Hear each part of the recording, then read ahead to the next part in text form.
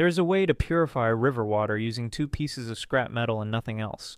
No filter cartridge, no battery, no electricity, no chemicals, just copper and zinc touching each other inside dirty water. The reaction starts in seconds.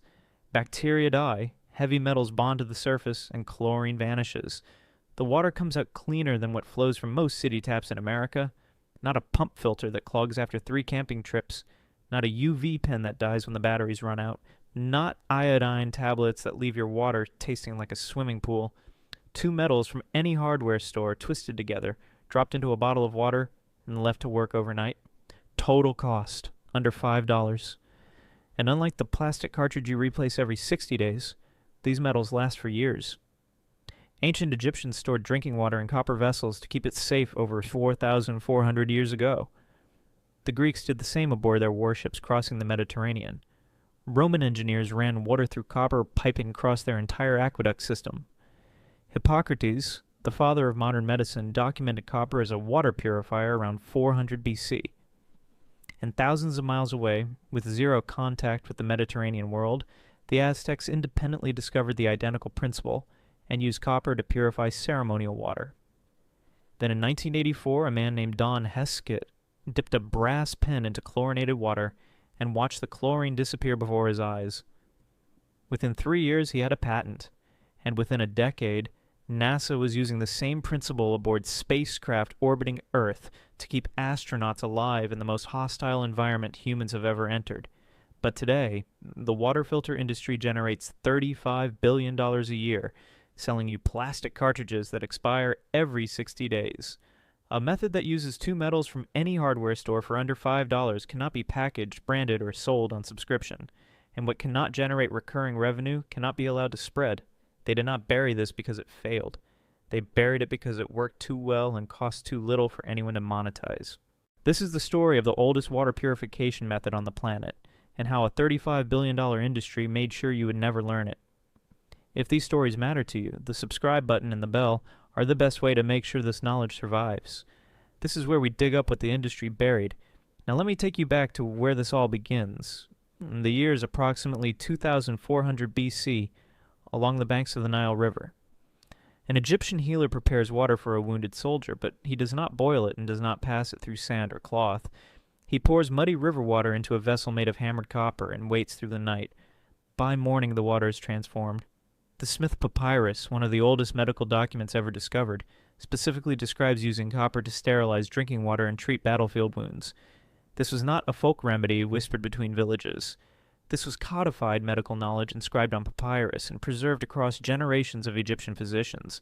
Across the Mediterranean, the Greeks adopted the practice within centuries. Water stored in wooden barrels aboard ships turned foul within days, breeding bacteria that killed sailors by the dozens.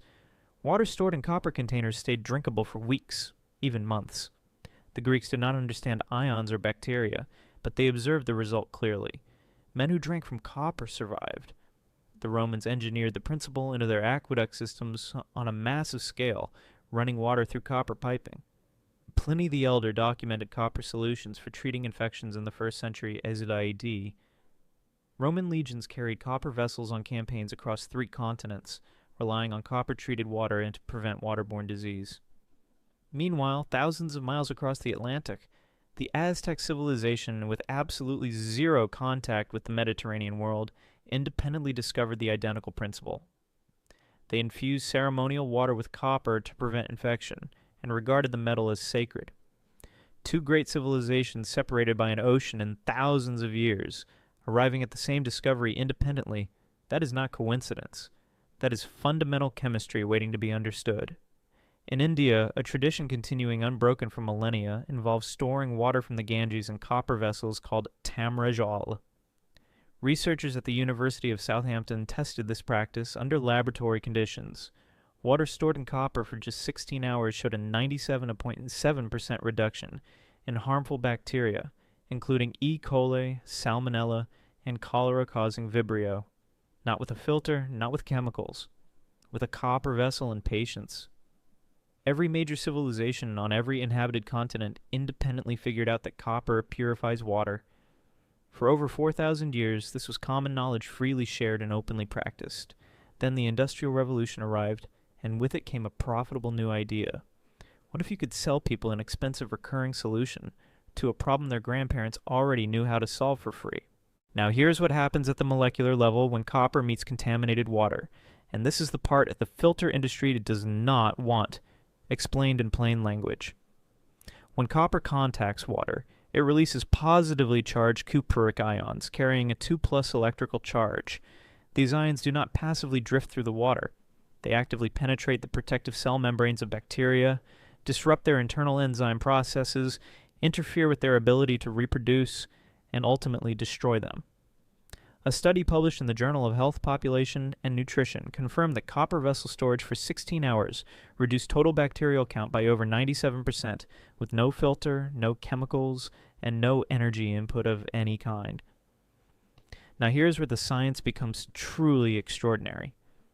When you combine copper with zinc in the presence of water, you create what electrochemists call a galvanic cell.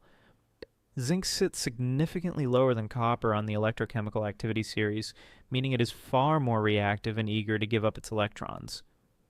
When the two metals physically touch while submerged in water, zinc atoms spontaneously begin losing electrons to the copper, creating a tiny but persistent electrical current between them. This current is nowhere near strong enough to feel with your fingers, but it is more than powerful enough to dramatically accelerate the purification process. The zinc functions as the anode, sacrificing its atoms. The copper functions as the cathode, receiving electrons and channeling their energy, and the contaminated water serves as the electrolyte that completes the circuit. This is the exact same fundamental electrochemistry that powers every battery on Earth, but instead of generating electricity for a device, this reaction generates a relentless cascade of charged ions that systematically destroy every contaminant they encounter. A copper-zinc alloy filter medium known in the professional water treatment industry as KDF removes 99.9% of free chlorine from water on first contact. It electrochemically captures and permanently removes lead, mercury, arsenic, cadmium, and iron through irreversible bonding to the metal surfaces, and it actively kills bacteria, algae, and fungi on contact through the zinc oxide, naturally produced as a byproduct of the galvanic reaction. A standard activated carbon filter needs replacement every 2 to 6 months. A copper-zinc KDF element lasts up to 6 years. A carbon cartridge costs $20 to $80 per replacement. 6 years of replacements at $50 each adds up to $600. A handful of copper and zinc granules costs less than $10 and delivers superior performance over a period 6 times longer. And in 2008, the United States EPA officially registered 275 antimicrobial copper alloys as scientifically proven to kill harmful bacteria on direct contact, the first time in history the agency had ever approved any solid surface material as a verified antimicrobial agent. Now before I continue, I need to stop and tell you something important. This video barely scratches the surface of what the water and outdoor industries have hidden from you. I spent months collecting every suppressed method and buried technique into one place. The complete guide contains the full copper-zinc purification protocol with exact metal specifications, contact times, and combination methods. Over 10 guides with no filler, straight to the point. The link is in the description. But stay right here because the economics behind the filter industry are about to make these numbers feel personal. The global water purifier market is valued at $35 billion annually, projected to reach $63 billion by 2032. Corporations like Brita, Pentair, A.O. Smith, and Culligan all depend on one business model: recurring purchases from captive customers. You buy the pitcher, then you buy the cartridge, then another and another forever. 3 to 6 purchases per year, every year for the rest of your life. That is not a product, that it is a subscription disguised as a physical object. You cannot patent copper. It has been in the ground for 4.5 billion years. You cannot patent zinc. It is the 24th most abundant element on Earth. You cannot create a proprietary blend when the recipe is 2 metals and water.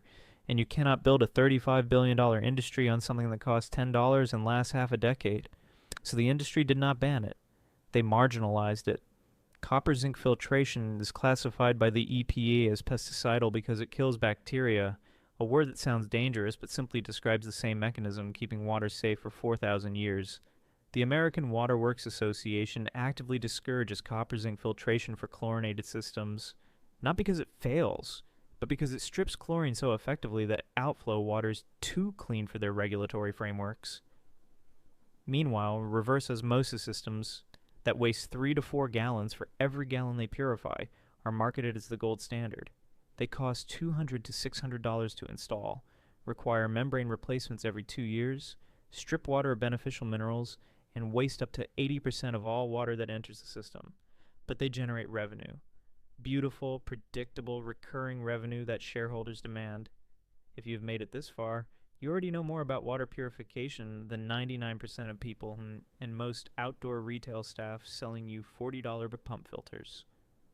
Subscribe and share this with someone still buying plastic cartridges every 60 days. Everything the industry buried is in the complete guide, and the link is in the description. Now stay with me, because what comes next is the part they really do not want you to hear. I need to be honest with you about the limitations, because credibility matters more than hype. Copper-Zinc filtration does not remove all organic chemicals, particularly pesticides, and it is not effective alone against parasitic cysts like Giardia or Cryptosporidium. For those threats, combine it with boiling or a carbon element. But for bacteria, chlorine, heavy metals, algae, and fungi, Copper-Zinc outperforms nearly everything on the market at a fraction of the cost and a multiple of the lifespan. Now here's exactly what to do. Step 1. Go to any hardware store and buy 14-gauge bare copper wire and a strip of zinc metal. Both cost you less than $5 total. Step 2. Cut the copper wire and the zinc strip to about 30 centimeters each and twist them together so they maintain firm physical contact along their entire length. This direct metal-to-metal connection is critical for the galvanic reaction to function. Step 3. Place the twisted pair into any clean, non-reactive container, a water bottle, a pot, a glass jar. Pour your collected water through a cloth or a bandana first to remove visible sediment and debris. Step 4. Let the water sit with the copper-zinc pair for at least 4 hours minimum. 8 hours is better, 16 hours is ideal. During this time, the galvanic reaction works silently. Ions release into the water, bacteria are destroyed, and heavy metals bond to the metal surfaces. Step 5. After the waiting period, pour the treated water through a makeshift carbon filter. A clean sock filled with crushed charcoal from your campfire works perfectly. The copper-zinc kills the biology, the charcoal catches the chemistry, and together they create a 2-stage system that rivals filters costing 50 times more. For a permanent camp or homestead setup, buy KDF 55 granules online. Fill a 12-inch section of 2-inch PVC pipe with the granules. Add activated charcoal on top, and attach cloth screens to each end. You now have a gravity-fed filter that purifies thousands of gallons over several years for $15 to $20 total. Or a comparable commercial gravity filter costs $80 to $300 and needs cartridge replacements every 6 to 12 months. A backcountry hiker in Colorado tested the copper-zinc charcoal method against a $45 commercial pump filter and sent both samples to an independent lab.